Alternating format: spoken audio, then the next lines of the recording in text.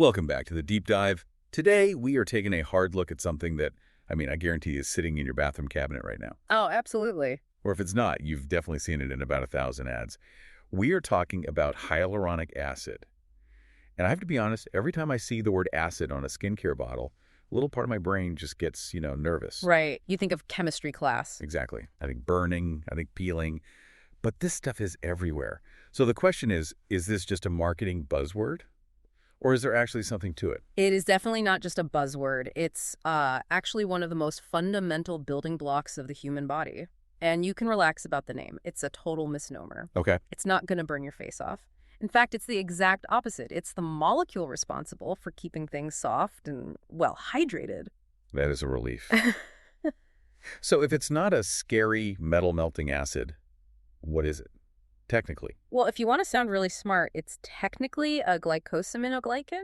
A glycosaminoglycan. A glycosaminoglycan. GAG for short. But basically, think of it as a very long chain of sugars. It's a substance your body already makes. You find it in your skin, in your joints, even in your eyes. Its main job, its superpower, really, is holding on to moisture. So my body already makes this stuff. That begs the question, why is there a billion-dollar industry trying to sell me more of it? Because of the wow factor statistic, this isn't just a regular moisturizer. This molecule is a sponge. Hyaluronic acid, or HA, can retain 1,000 times its own weight in water. Wait, 1,000? 1,000 times. That's wild. How do you even picture that? Imagine a tiny little marble holding the weight of a bowling ball, but in water. That's the level of efficiency we're talking about. It's a moisture magnet. Okay, so the mission for today is to figure out how this super sponge actually works. Because I have a feeling most of us, myself included, are just slapping it on and hoping for the best. Exactly. And honestly, most people are using it wrong. Oh, great. Yeah, there's a very specific way it works. We need to talk about where it comes from, which has a pretty weird history. And there's a golden rule of application that if you get it wrong, can actually dry your skin out more. So I've probably been paying money to dehydrate myself. Fantastic. We'll get to that. Okay, let's start with the origin story. You said it's natural in our bodies, but the stuff in the serum, where are they getting it? This is where it gets a little bizarre. Historically, the main source for commercial hyaluronic acid was rooster combs. Rooster combs, as in the red floppy thing on a chicken's head. The very same. That is incredibly specific. Yeah. And kind of gross. It is a bit medieval, isn't it? But that red flesh is extremely rich in HA. So for decades, that was the standard. I'm so glad you said historically. What's the modern way?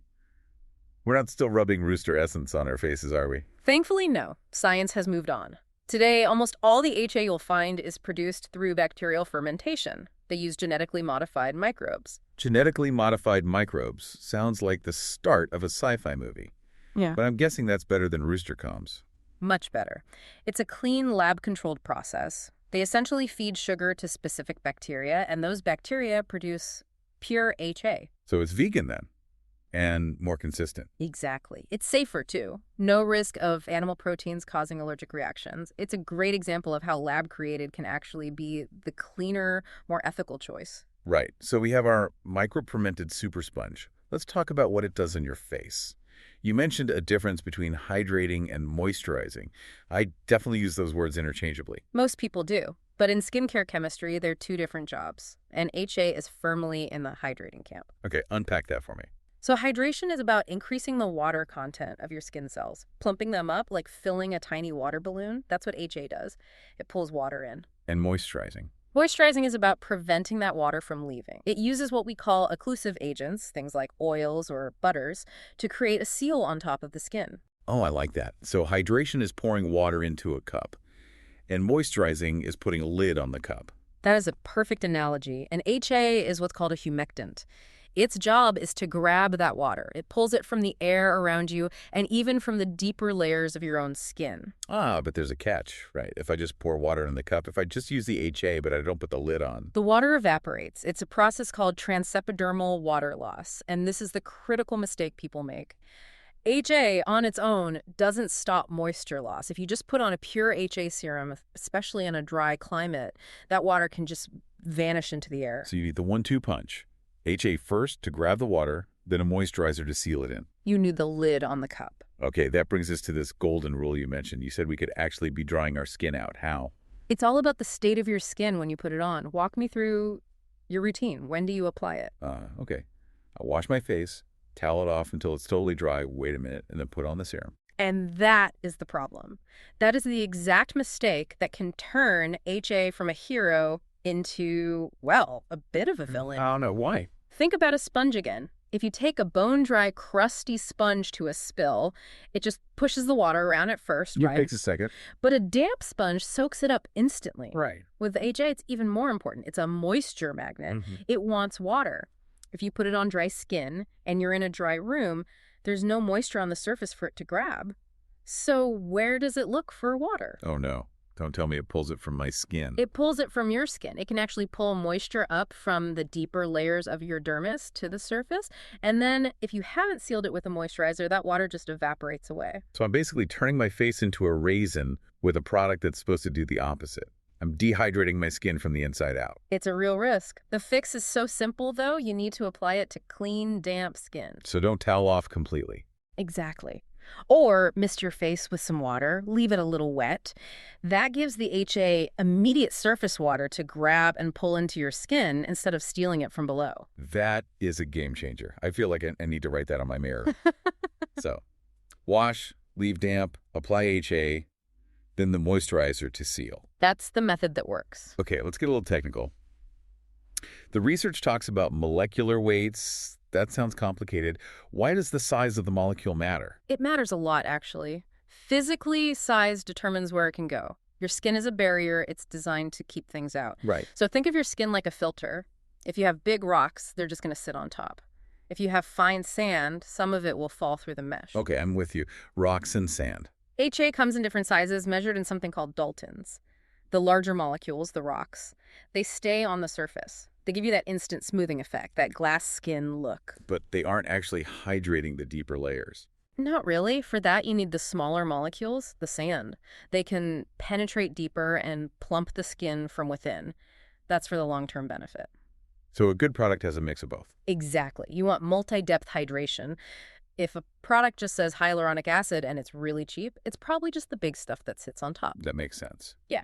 Let's pivot to who this is for, because usually when you talk about intense moisture, people with oily skin get scared. Yes, that's one of the biggest myths in skincare, that oily skin doesn't need hydration. How does that work? Well, you have to separate oil from water. You can be oily and dehydrated at the same time. In fact, a lot of the time, oily skin is actually dehydrated skin that's overcompensating. Overcompensating. Your skin feels like it's lacking water, so it panics. It thinks, we're drying out, full defense mode, and it starts pumping out excess oil, sebum, to try and trap whatever moisture is left. So by stripping it with harsh cleansers, you're just making it oilier. Yeah, you're fueling the fire. By using something like HA, you give it the water it's craving without any heavy, greasy oils.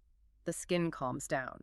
And get this, the source material mentions HA can actually have a mattifying effect. A hydrator that makes you less shiny? That's counterintuitive. Because it helps the skin regulate itself. It stops overproducing that oil. Plus, HA itself is non-comedogenic, so it won't clog your pores. And for people with active acne, using harsh stuff like benzoyl peroxide. It's the perfect partner for those treatments. They work, but they are so drying. HA helps restore that moisture barrier without interfering with the acne fighting. It calms the redness and irritation. It's like the peacekeeper for angry skin. What about on the other end of the spectrum, aging skin? Well, as we age, our body's natural production of HA just drops off. We lose that internal cushion. The balloon deflates a bit. Exactly. The source cited some really impressive clinical stats. Over 3 months, lotions with HA reduced wrinkle depth by 10 to 20%. That's a real structural change. And it improved skin tightness by 13 to 30%. So you're not just feeling softer, you're actually rebuilding some of that lost volume. And for sensitive skin, it's safe. Incredibly safe. It strengthens the skin barrier, which is usually the problem with sensitive skin. A stronger barrier keeps irritants out and moisture in. It's also very soothing. So it really is for everyone. Pretty much. Let's talk products. The Era Organic source gave a couple of examples. It's rarely just pure HA in a bottle, is it? Right. Formulation is everything. They have a vitamin C cream, for example. They pair HA with kakadu plum. Kakadu plum. It's an Australian fruit. It has 100 times more vitamin C than an orange. Wow. So you get brightening from the vitamin C, hydration from the HA. And what else do you need? The lid for the cup. The occlusive. Exactly. They include cocoa seed butter and avocado oil to seal it all in so that one product does both jobs. That's smart. What about the peel they mentioned? A chemical peel sounds like the opposite of hydration. It can be. Theirs uses a 70% glycolic acid solution, which is strong, but they buffer it with HA. So the HA plays defense while the acid plays offense. Precisely. As the acid dissolves dead skin, the HA is right there, hydrating the fresh skin underneath so it's not left raw and irritated. Okay, I have to ask. Before HA was the big thing, glycerin was kind of the king. Is this just a trendier replacement? They're different. Think of them as champions in different weight classes. Okay. Glycerin is syrupy and sticky. It's a smaller molecule, so it absorbs super fast. But in terms of just raw power, HA wins hands down. It holds so much more water. And the texture is different. Completely. Yeah. HA is more gel-like, more elegant. It gives you that plump cushion. Glycerin can feel a bit tacky. So they have different jobs. It's not that one is better. Not at all. In fact, a lot of the best products use both. Now, we've been focused on the face, but the source mentioned HA is used medically too. This brings us full circle. It cushions our joints, right? So doctors use HA injections for knee osteoarthritis. They inject it right into the knee joint. Yes. It acts like a lubricant and a shock absorber. When your natural cartilage wears down, injecting HA is like greasing the hinge. It provides a lot of pain relief. That makes perfect sense. It's also huge in eye care. It's in eye drops and contact lenses to treat dry eye. It can even speed up wound healing and reduce scarring. And I saw something about it being used internally. Yes, this is surprising. It's used to treat bladder pain, a condition called interstitial cystitis, and even acid reflux. Acid reflux? How? It coats the lining of the esophagus. It creates a barrier that protects it from stomach acid and allows it to heal. It really is a jack-of-all-trades molecule. It's one of nature's most versatile designs. Okay, let's bring this home. If someone is standing in front of their mirror tonight, what are the key takeaways? 1, don't fear the name. It's a sugar, not a scary acid. 2, remember the power, that 1,000 times figure. But 3, and this is the most important one, follow the golden rule. Which is? Apply it to clean, damp skin, and then seal it with a moisturizer. Sandwich it. If you do that, you get all the benefits. If you don't, you could just be wasting your money. Clean, damp skin. Yeah. Got it. You know, what's really fascinating to me about this whole deep dive is that journey. We started with rooster combs, which is still just so bizarre to picture. It really is. And we ended up with these high-tech microbes in a lab. And I think we had this idea that natural is always better. Absolutely. The naturalistic fallacy. But in this case, the so-called synthetic version is cleaner, safer, more ethical, and more effective. It really challenges that kind of thinking. Sometimes science lets us replicate nature even better than we can harvest it. It cushions our knees, heals our eyes, plumps our skin, and we don't need a single chicken to do it. And on that note, go wash your face, but don't dry it completely. Thanks for listening to this deep dive. We'll see you next time. Stay curious.